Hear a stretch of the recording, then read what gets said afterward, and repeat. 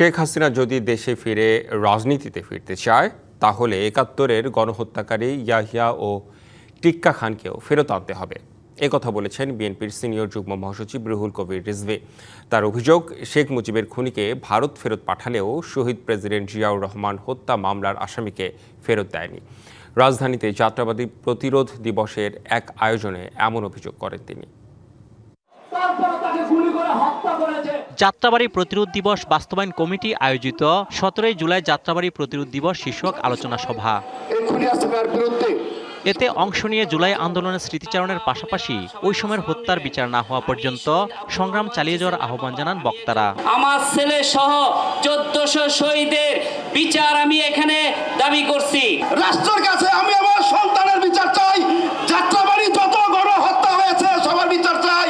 প্রবাসী কল্যাণ প্রতিমন্ত্রী বলেন, জুলাইকে কোনো একক গোষ্ঠীর বয়ানে সীমাবদ্ধ করা উচিত নয়। জুলাইকে আওয়ামী লীগের মুক্তিযুদ্ধের ন্যারেটিভের মতো বয়ানের মতো আপনারা হাজির করবেন না, এবং এই আলোচনার যদি সমাধান না হয় আগামীতেও বাংলাদেশের রাজনৈতিক সংকট আছে। ঢাকা দক্ষিণ সিটির প্রশাসক বলেন, আগামীতে কোনোভাবেই যেন গণতান্ত্রিক ধারা ব্যাহত না হয় সেদিকে সতর্ক থাকতে হবে।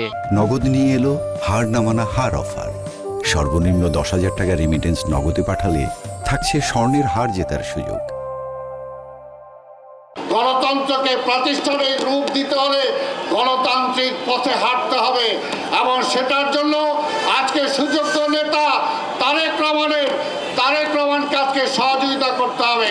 সভায় প্রধান অতিথির বক্তব্যে প্রধানমন্ত্রীর উপদেষ্টা রুহুল কবির রিজভী অভিযোগ করেন, জিয়াউর রহমানের খুনি মুজাফফর হোসেন দীর্ঘদিন দেশে অবাধে চলাফেরা করলেও আওয়ামী লীগ সরকার তাকে গ্রেফতার করেনি।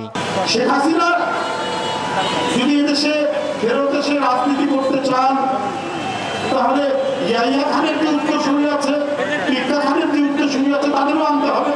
নাম বদল করে, পরিচয় বদল করে সে দেশে আসা যাওয়া করেছে, শেখ হাসিনা থেকে গ্রেফতার করে। কিন্তু মুজিব হত্যাকারী একজন ছিল, মনে আছেন আপনার, তাকে ইন্ডিয়ার হাতে তুলে দিল শেখ হাসিনার কাছে। কিন্তু জিয়া হত্যাকারীকে, সেও ভারতে ছিল, তাকে কিন্তু ধরিয়ে দেয়। অজিত সরকার, ডিবিসি নিউজ, ঢাকা।